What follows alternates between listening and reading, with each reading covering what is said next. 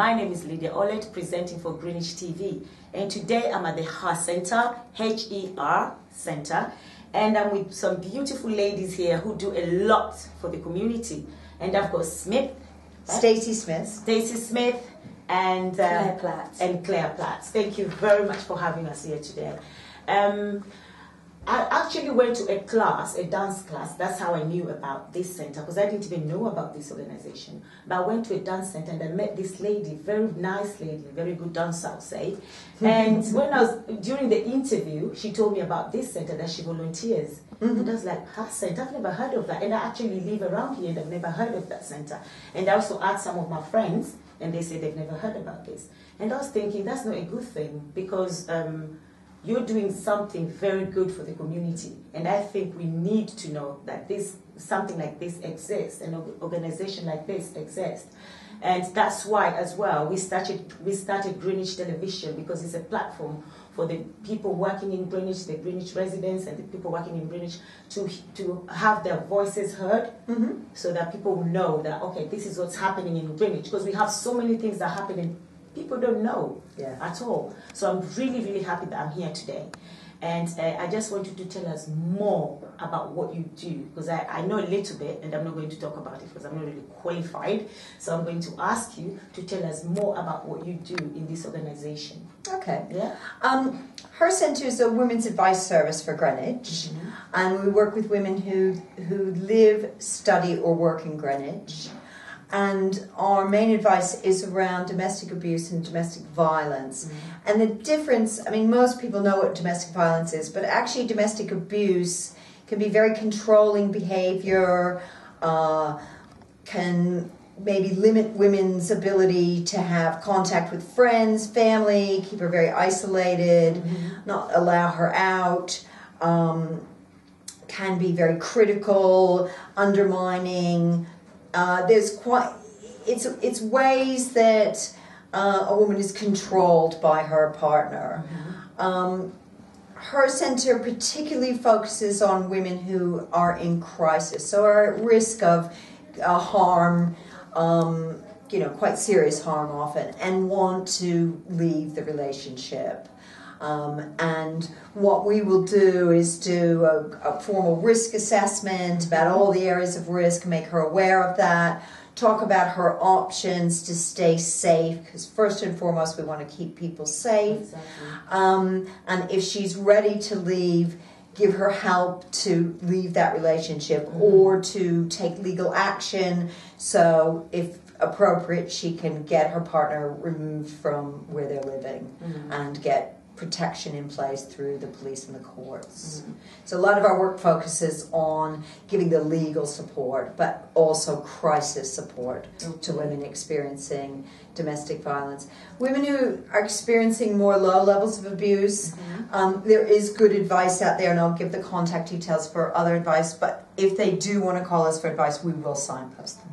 So how do you explain the low abuse and high, and does that include physical abuse? Sure. Is that domestic violence? I think it's where people are at serious threat of harm. We do see women who've experienced very controlling behavior, who maybe haven't been physically abused, but have still been very harmed by living with someone who's so controlling over their lives. Perhaps he gives them very little money and expects that the woman is providing for the family out of a very small amount of money. He may really restrict what she can do. He may keep track of everything, every movement she makes, all the contact she has with anyone else. And that can be quite threatening, especially if she tries to leave. He can make very serious threats to her well-being.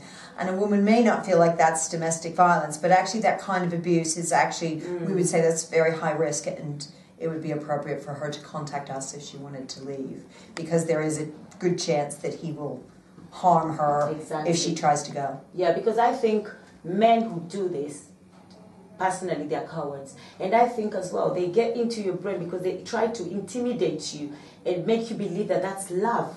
I'm telling you guys, that is not love. Because if somebody loves you, they cannot do that to you. Most of the work we do with women, we talk about power and control. And that this isn't about, violence that's just happened chaotically. There are exceptions. There are situations where one or both partners are heavy drinkers, or there's a mental health, or a mix of that, occasionally drugs.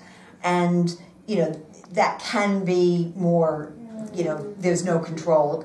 Anyone has control of their lives, and it's just kind of sporadic behavior. But in most cases, it's about the man trying to control the women. Obviously, there are cases of women being abusive to men, but in terms of high risk, those are very small numbers. And there are also same-sex couples where you will see these patterns as well. Okay, now to you. How did you get involved with this organization? How did you... I'd been in a long-term domestic violence relationship that I didn't know was a domestic violence relationship. I think because it becomes normal, because you live it every day. Once I found out that it was violence and it was, I chose to get out of that. I rang the National Domestic Violence Helpline because the number was on the police statement that they gave me. I rang them first and they signposted me to the Her Centre because it was a local agency. I'd never heard of the Her Centre either, I must admit, never heard of them. Well, they were fantastic because they kind of made me see that what I was living with was wrong. It wasn't acceptable, and it was actually on quite a high risk. It was quite a high scale that I was living with. They helped me through the criminal justice system, got a non-molestation order to keep him away. But there wasn't any pressure. Like the first time I felt too nervous to go through with it. I went to go through with it and I kind of backed off because it was just all, I was down there at the time. He made me so low. I had no confidence in myself as a person, as a woman. I was so nervous, timid, so I didn't want to go through with it, but there was no pressure from the Her Centre. They were still there to support me, whatever decision I made. I then felt strong enough to come back and do it again, and they didn't judge me, because I'd let them down the first time. They didn't judge me, they helped me through it again. And well, my life's been great ever since. I've had 18 months of counselling. I'm a completely different person now. I now volunteer at the Her Centre. I run a parenting programme for women who's experienced domestic violence, that are having problems with their children, that I'm qualified to do. And yeah, it is a wonderful organisation. It just helps so many women. So you're just giving back to the community, really? Yeah, I just want to help people that empower women that are in my position, because when I think about how I was five years ago, where I was and where I am now, and that's just from the help and the support of people in the Her Centre. So yeah, I want to give back to women and to the Her Centre. So when you were in the relationship, did you have like friends and family tell you that what he's doing is wrong, or? Yeah, a lot of it I hid a lot of it. You didn't want to discuss it? Not really, no. Why did you have... Because you're embarrassed, you're ashamed. They make you feel that it's your fault. They make you feel like you're the one that's going mad. I felt like I was the one that was going mad. I felt like I was the abnormal one. I got called so many revolting names that, you really are kind of mentally abused, and you just feel like you don't feel like you can turn to anyone. And I didn't feel strong, and I knew that if I turned to my family, they were going to tell me to leave. I didn't feel strong enough to leave because of the children, financially. He worked, he was earning the money. There's so many different reasons, but no, I didn't really. There's only a couple of people that knew, but I don't think anyone actually ever knows the extent of it, of what goes on, because they come across, I'm speaking from my own personal experience, perpetrators come across as quite charming around other people. They can be sometimes really over friendly, and so people kind of don't believe you when you do tell them. He used to help my neighbour, do gardening and stuff, and so for them to find out that he's doing that behind closed doors, would they believe you?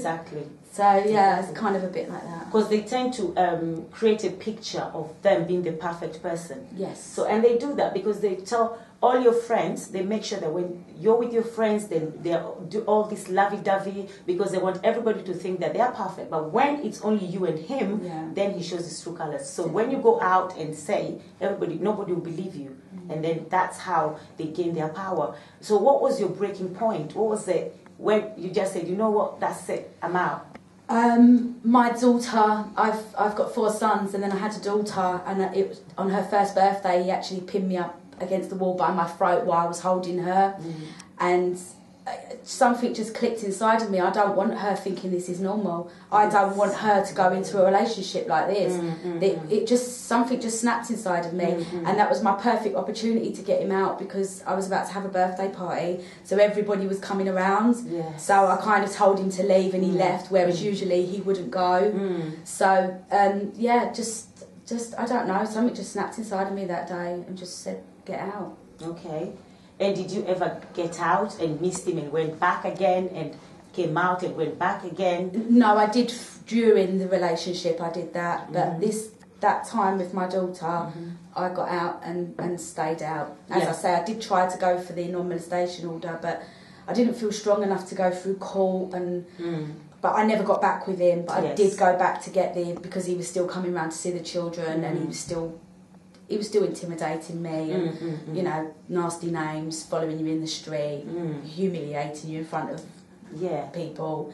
So then I went and got it. I had the strength to go and get it, and I'm glad I did. Oh, I'm glad you did. Because I saw my mum going through it, and my mum would leave, and then she'd come back after 2 days. So it was a normal thing, and I think that is where the problem is. It's not normal, and I think what you did, because your daughter saw it, and we might think that, oh, they're too young to see. They're not too young. They remember everything. And that was a very brave step that you took. And if anybody who is listening to this, if you're in the same situation, I think it's time to take action, especially if you have kids. This is not good. It's not a good environment for children. It's not a good environment for yourself as well. It's not a very good environment. Yeah, so I think Claire made 2 good points. One is, yes, a lot of women leave when they realize it's impacting on their children. Children are often the trigger where women think, because they're so down themselves, they can't look after themselves, but they love their children, and suddenly they realize this is having too negative an impact on my children, and that can be what they need to find the strength to leave. The other important thing I think she said is it's got to be the woman's choice. Exactly. Partly because you won't see it through if you're not ready, but also more importantly, it's actually a very dangerous thing to do, to leave a partner who's quite abusive and controlling. It's likely that he will get more angry, and if he finds you, he could really, really hurt you. So, you know, we really respect women making the choice of when it's right to go, when it's right to take legal action. They know best, and we are there just to support them and let them know what the options are in terms of any kind of legal action they want to take, or if they're going to move, what their choices are around those things. Yeah. And I know that we talk about a lot about women, domestic violence, or women, because it's the majority really. But we also have men that go through the same thing. Sure. And I know that men, because they're men, they want to be tough and everything. They don't really talk about it. But I think for them as well, it's important for them to speak out and do something about it. But do we have something like that for men, to help men? Do we have anything like that? What we do locally is we will provide support to men over the phone, particularly around legal. We'll make sure they can access a solicitor. We'll talk them through their options. The reality is most of the men we see who are at high risk are not actually in partnership relationships. It's actually coming from adult or teenage children. So we get referred older couples or older men who are living with a teenager or adult child who has some issues and is being violent or quite seriously abusive, and we will again try to advise them about how they can be safe. Also, obviously, with family, if it's your child, you're less likely to want to part for them, though some do because they feel there's nothing more they can do if it's an adult child, substance misuse. But if there is any way to help, again, we'll link them to services that can try and support them to address those situations. Yeah. Okay. Thank you very much for your time. Thank you very much. If somebody wanted to contact you, somebody needed help. Sure. What would you say to them? I mean, if somebody feels they're at serious risk, they can call us directly at the HER Center, and we're happy to give you advice. And if you feel it's appropriate, we'll do a risk assessment, and we can then kind of meet and look at what you want to do next. And our telephone number is 0203 260 7772. If you're in a relationship where you're not sure if it's abusive, or you want some other kind of practical support, you're not at immediate risk, then you can call the helpline that's run by Housing for Women for Greenwich, and their number is 0208 317 8273. We also do counseling, so if people want to find out about counseling, if you experience domestic or sexual abuse or rape, we can do counseling around that. And we do also give support to victims of sexual violence or rape around any kind of practical or legal actions you want to take as well. Thank you. And these services, are they free or? They're all free. They're all free. Counseling's free. The advice is free. Okay, so do you get sponsors from somewhere else? The Greenwich Council fund us. We also get funding from the Big Lottery, Henry Smith Charity, Lloyd's, and we do fundraising. Okay, wow, that is good. That is so good. And I'm really proud for Greenwich Council as well to support this. Okay, thank you very much for your day today. Thank you. Thank you very much. Thank you, Lydia. Thank you very much. Thank you.